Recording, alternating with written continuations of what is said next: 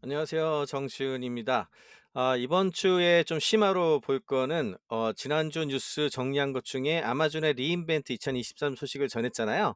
그런데 그때 반도체 두 개가 소개가 됐죠. 하나는 여기 보이는 그래비톤 4, 이게 소개가 됐고, 나머지 하나는 트레니움 2라고 해가지고 AI 반도체 두 개가 소개가 됐는데, 생각보다 많으신 분들이 아마존이 반도체까지, 특히 AI 반도체까지 이런 식으로 또 생각하시는 분들이 꽤 많아서, 이게 생각보다 역사도 깊고 깊게 파볼 부분이 좀 많아서 심층 분석을 좀 해볼까 합니다.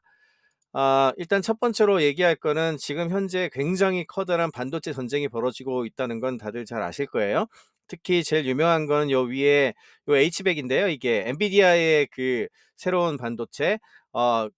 엔비디아가 지금 시장에 뭐 거의 95% 이상, 거의 100% 가까이 먹어치우고 있잖아요.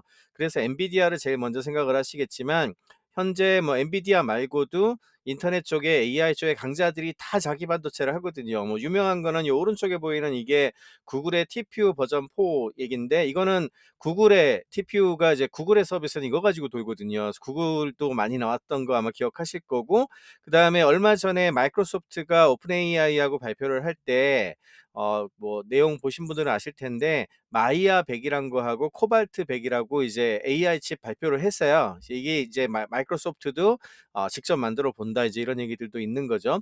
그러던 차였기 때문에 아마존도 당연히 할 거 아닌가 이런 생각하신 분들이 꽤 있었을 것 같긴 해요. 근데 실제로 나온 걸 보고서 와, 이러신 분들이 좀 계실 것 같아서. 근데 이게 생각보다 오래된 거거든요. 그리고 심지어는 아마존이 생각보다 엄청 잘하고 있어요. 그래서 이 히스토리를 좀 심도 있게 알려드리고, 이게 어떻게 전개가 될 건지도 한번 제 나름대로 생각을 드리도록 하겠습니다. 일단 첫 번째는 아마존하고 아마존 웹 서비스에 이렇게 반도체를 만들기 시작한 거는 2015년에 벌써 그 싹이 시작됐다고 생각하면 되는데, 굉장히 중요한 회사가 여기 하나 끼어 있습니다. 그 회사 이름이 안나푸르나 랩이라고 하는 회사인데, 안나푸르나 랩은 이스라엘에 있는 팹리스 반도체 업체 중에 하나고요. 팹리스라 하면 이제 설계만 하는 거죠. 생산은 전부 TSMC 이제 파운드리 맡겨가지고 하거든요. 창업자가 누구냐 하면은 아빅도 윌렌즈라고 해서, 원래 기존에도 팹리스 반도체 회사를 만들었었는데 갈릴레오 테크놀로지라고 해서 만들었었거든요. 이 회사는 이제 IO 그 컨트롤러 관련된 반도체 칩을 주로 설계를 했었는데, 팹리스 반도체 회사인 이 회사를 2001년에 마벨이라고 하는 또 미국의 반도체 회사가 있는데, 여기에 3.5조 원의 매각을 이미 한번 했었던 기록이 있는 분이에요. 이분이 2011년에 다시 창업을 한 거죠. 클라우드 시대가 되니까 다시 창업을 하고 클라우드 쪽 서버 쪽에 맞는 칩 디자인을 해보고 뭐 이런 생각을 했었던 것 같아요.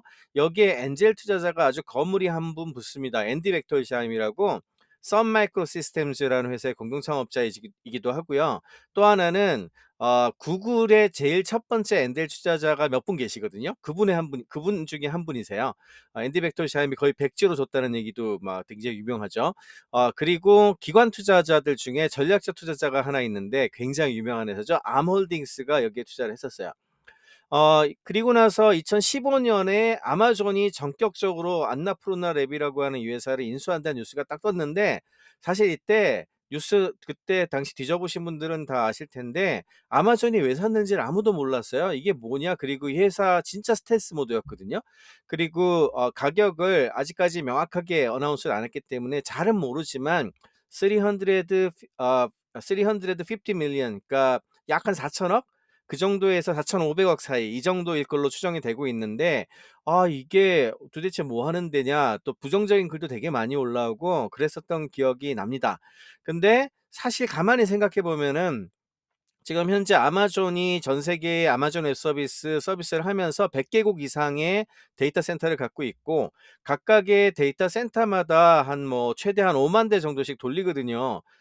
그래서 이게 평균적으로는 잘 정확하게 알 수는 없지만, 공식 발표를 해본 적이 없기 때문에 추정치는 약 한 150만 대 이상 돌리고 있지 않나 이렇게 보고 있어요. 그러면 서버 150만 대에다가 사실은 자기네들이 만든 칩이나 반도체를 그냥 깔 수 있는 거잖아요.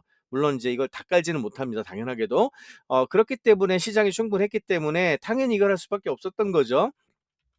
그래서 원래 나이트로 시스템즈라고 해서 일단 인텔의 X86이라고 하는 그 CPU를 이용한 클라우드 서비스를 주로 제공을 했기 때문에 인텔을 대체한다는 건 좀 시간이 좀 걸릴 거 아니겠습니까? 그래서 2011, 12년 이 당시에는 인텔 걸 건드릴 생각은 잘 안 했고 DPS라 그러죠. 데이터 프로세싱 유닛이라고 그래서 데이터를 왔다 갔다 하는 스토리지가 사실은 시간을 많이 잡아먹으니까 데이터를 인풋 아웃풋하는 것에 관련된 컨트롤러하고 여기에 들어가는 반도체는 자기가들이 직접 만들어 봐야 되겠다. 서버 쪽에 들어가는 걸 이 생각을 하고 있었어요. 근데 내부에 인력이 없으니까 2012 년에 캐비움이라고 하는 팹리스 업체하고 작업에 먼저 들어갑니다. 그래서 얘네들하고 2015, 14년에 여기 니트로 버전 1이라고 해서 첫 번째 데이터 프로세싱 유닛 DPU를 만들게 되거든요. 근데 이 작업을 하면서 아마존이 생각했던 것보다 비용이 한 10배 이상 더 들어가는 데다가 결국 캐비엄이 또 마블이 사 버렸어요. 마벨이 이런 거 되게 잘 사는데 그러니까 '아 이거 이대로 되면은 곤란한데.' 해 가지고 이제 버전 2를 할 때 아까 말씀드린 그 안나푸르나 랩에 있는 친구들을 어쩌다가 만나게 돼서 "한번 같이 작업을 해 보자." 해 가지고 작업을 쪼끔 해 봤는데 굉장히 핏이 잘 맞더래요. 그래서 내재화 결정은 이미 그때 딱 내렸던 거고 제프 베조스가 딱 제가를 해 줘서 안나푸르나 랩을 데려갑니다. 그리고 나서 니트로 버전 2 부터 시작해서 소위 얘기하는 지금의 데이터 프로세싱 유닛 데이터 처리하는 거와 관련된 부분들은 얘네들이 만들어내기 시작을 합니다. 이 전략을 이해를 하려면 기존의 서버하고 아마존이 그려내고 있는 클라우드 서버의 구조에 대해서 좀 이해를 할 필요가 있는데 일반적으로 서버가 이렇게 구성이 되거든요. 호스트 프로세서라고 하면 이제 이게 보통 인텔 CPU 들어가는 자리고 CPU가 있어야 되고 그다음에 스토리지가 있어야 되잖아요. 스토리지를 크게 둘로 나눠요. 하나는 서버에서 바로 접근해 가지고 처리를 할 수 있는 좀 빠른 로컬 스토리지가 있고 이걸 보통 이제 SSD를 요즘 많이 쓰니까 SSD를 많이 쓰고 그다음에 최근에는 요거 컨트롤러 관련해 가지고 좀 빠른 거 써야 되니까 NVMe라고 하는 걸 주로 많이 쓰거든요. 요 컨트롤러가 들어가 있는 SSD를 많이 쓰고요. 사실 최근에 이슈가 많이 됐었던 파두가 이런 거 관련된 걸 하는 회사예요. 이게 이제 사실 메타에다 제가 납품하는 걸로 알고 있는데 아마존은 이 타겟이 안 될 수밖에 없는 게 안나푸르나 랩이 이걸 하고 있기 때문에 파두 하는 일을 하거든요. 할 리가 없는 거죠. 그리고 마이크로소프트도 하기 어려운 거고 가만 보면은 파두가 하는 거를 받아줄 만한 데가 그렇게 많지는 않아요. 이제 그게 좀 항상 좀 문제인 건데 또 한 가지는 이렇게 코프로세서라 그러죠. CPU만 일을 하는 게 아니라 렌더링을 한다든지 AI를 한다든지 뭐 이런 거는 GPU 같은 것들을 써야 되는데 그거는 자기네들하고 또 다른 파트너들하고 같이 하는 거고요. 그다음에 이제 원격지에 스토리지가 또 있단 말이에요. 그걸 보통 NFS나 SAN이라고 부르는데 이와 관련된 서비스를 감당하는 것까지 보통 요렇게 클라우드 서버 렉이 구성이 된다고 생각하시면 돼요. 그랬는데 이거를 요렇게 바꾼 거예요. 일단 최근에 그 그래비톤이라고 하는 것이 네 번째 버전이 발표가 된 건데 그래비톤을 만들게 되고 그다음에 리모트 서버도 아마존 웹 서비스 나이트로 시스템이라고 하는 어떤 가상의 소프트웨어 스택을 이용을 해 가지고 기존에 있는 어떤 기존에 있는 네트워크 스토리지에 접근을 하고 그다음에 트레이닝하고 인퍼런스하는 머신러닝 관련된 AI 관련된 거는 인퍼런시아하고 트레이니움이라고 하는 브랜드를 만들어 가지고 이제 그 칩을 설계를 하고 그다음에 아까 로컬에 있는 거는 나이트로 SSD라고 해 가지고 실제 SSD까지 얘네가 직접 만들고요. 첫 번째. 그리고 여기에 역시 마찬가지로 나이트로 시스템이라는 걸 넣어 가지고 카드 컨트롤러를 내재화를 해 버린 겁니다. 근데 여기 있는 모든 걸 아마존이 이제 직접 만들어요. 직접 만들고 이걸 다 하고 있는 회사가 안나푸르나 랩스입니다. 정말 당시에는 4천억 이라고 하는 돈을 주고 산 거를 비판한 사람들이 많았는데 지금 이렇게 시간이 지나고 나니까 "야 4천억 거저다." 이런 얘기가 나올 정도로 굉장히 퍼포먼스가 잘 나고 있는 기업이에요. 그리고 나서 이게 어떻게 됐냐. 이게 마켓 셰어를 못 잡아먹으면 큰 의미가 없는 거잖아요. 일단은 나이트로가 제일 먼저 나왔는데 2017 년에 그래비톤이라고 해서 이제 DPU 데이터 프로세싱해서 그 스토리지 뭐 로컬이 됐든 네트워크가 됐든 왔다 갔다 하는 것은 거기에 하이퍼바이저라는 것도 붙고요. 시큐리티도 뭐 안전하게 하고 속도도 빠르고 그다음에 뭐 여러 가지 최적화도 이루어지고 요런 걸 가지고 있는 것까지 좋은데 딱 이러니까 CPU가 굉장히 생각보다 중앙 집중적인 데다가 얘가 좀 효율이 떨어지는 것 같잖아요. 얘를 전력도 줄이고 병렬화해 가지고 잘 처리할 수 있으면 어떨까 하는 생각하에 나온 작품이 그래비톤입니다. 그 그래비톤이라고 하는 것이 암에서 들어왔거든요. 딱 감오시죠. 아까 안나푸르나랩의 전략적 투자 중에 암홀딩스가 있었다 그랬잖아요.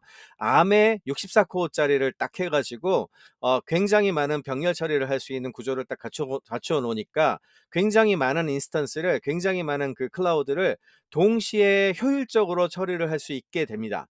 그렇게 해서 2018 년에 그래비톤이라고 하는 그 암 기반의 CPU 인텔 X86 대체하는 걸 내놓게 돼요. 처음에는 이게 과연 얼마나 도입이 될까 좀, 사실 인텔 썼던 사람들은 여전히 윈도우 기반이나 뭐 리눅스 기반이나 인텔 걸 지원하는 게 제일 많았기 때문에 그와 관련된 것들로 갈 거라고 생각을 많이 했었는데, 암이 과연 얼마나 차지할까 이렇게 회의적인 분들 되게 많았었거든요. 그랬는데 여기 그래비톤 2가 나왔던 시점에서 그 마켓쉐어 늘어나는 걸 보시면은 2018 년에 어나운스하고 2019 년에는 한 뭐 5% 정도 점유하는 것 같더니, 그래비톤 2가 발표가 되고 나서 2019년 12 월에 굉장히 빠르게 늘어나기 시작을 했죠. 그래서 2020 년이 지나고 나니까 약 아마존 웹 서비스 인스턴스 타입 그 계산을 해 보면은 그래비톤이 49%를 1등 차지했어요.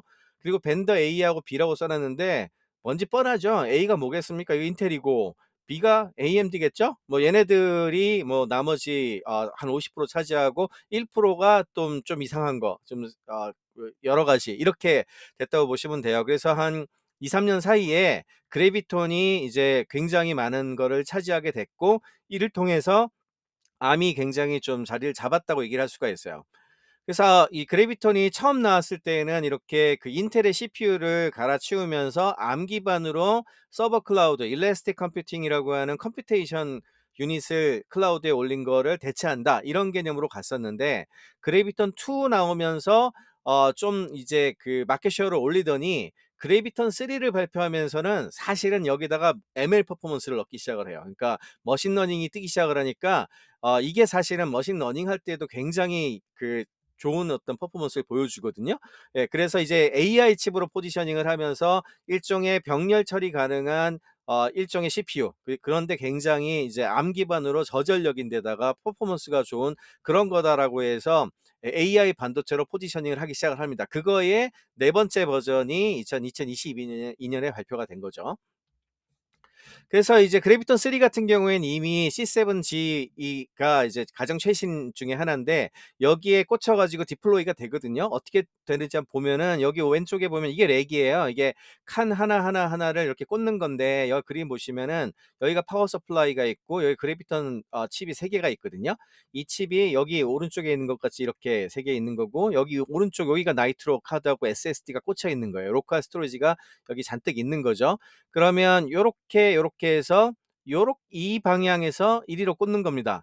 그러면은 여기가 파워 서플라이고 요 오른쪽으로 여기가 이제 그 그래비톤 있는 자리고, 여기가 이제 나이트로 있는 자리죠. 이거 아래에서 왜 이렇게 쫙 꽂아 가지고 서버 렉을 구성하는 거거든요. 이걸 C7G라고 불러요. 이게 가장 최신 중에 하나고, 지금 현재는 그래비톤 3가 열심히 디플로이가 되고 있는 중이다라고 생각을 하시면 됩니다.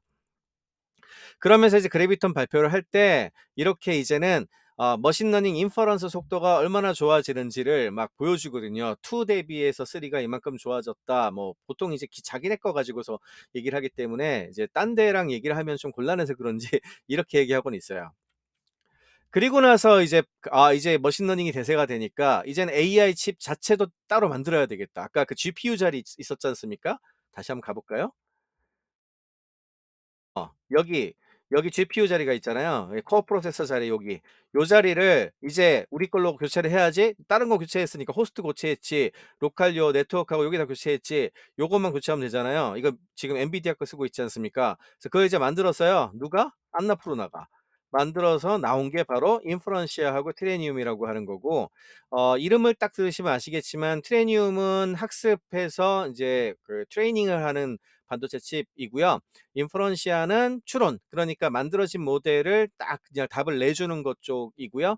보시는 것처럼 최첨단 반도체 HBM 3D 반도체를 집어넣고, 그다음에 뉴런 코어의 뉴런 코어 버전 2라고 하는 이게 사실은 그 Arm이라고 하는 회사에서 이런 걸 잘 이용할 수 있도록 하기 위한 어떤 스트럭처를 짜 놓은 게 있거든요. 그것들을 활용을 하고 그다음에 뭐 텐스 엔진 있고 SRAM 있고 뉴로링크라고 하는 것들도 있고 이런 식으로 만들어 가지고 하나는 트레이닝 쪽에 굉장히 적합하도록 발표를 하고 하나는 추론 쪽에 발표를 한 거예요. 이게 2000 작년 정도부터 발표가 되기 시작을 해서 제일 처음은 인퍼런시아 1이 제일 먼저 나왔는데 그건 2019 년에 발표가 됐고요. 그다음에 트레니움이 작년에 발표가 됐고 트레니움 이 두 번째 버전이 올해 또 발표가 된 거예요. 인퍼런시아 2가 작년에 발표가 됐는데 올해는 건너뛰었고 아마 내년에 인퍼런시아 3가 나오지 않을까 그렇게 생각을 하고 있습니다. 자, 얘네들이 어느 정도가 될지 그건 사실 잘 모르겠는데 인퍼런시아 같은 경우에는 1, 2 트레니움 1, 2 해 가지고 스펙을 좀 갖다 놨어요. 보면은 TSMC가 만들고 있고요.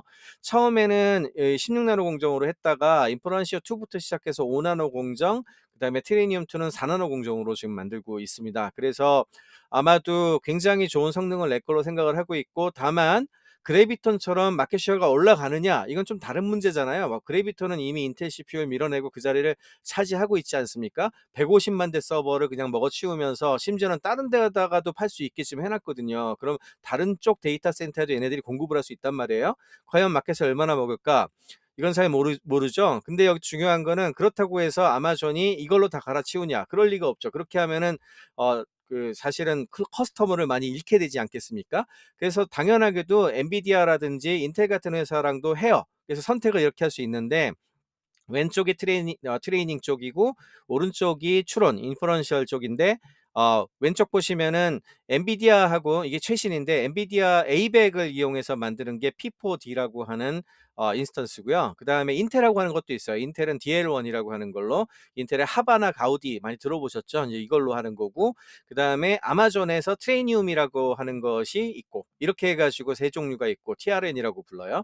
그다음에 추론 쪽은 이걸 많이 썼었어요. G4DN 같은 이거 이제 T4 쓰는 거거든요. 이게 추론 쪽으로 특화된 엔비디아의 칩세트고 그다음에 G5가 최근에는 이제 나왔는데 이게 좀 더 비쌉니다. 요거 A10G라고 하는 거를 쓰고 있고 여기에다가 인퍼런스 1 이제 인퍼런시아 1이 아마존의 인퍼런시아를 쓰는 거예요. 그래서 이 선택을 할 수 있게 돼 있어요.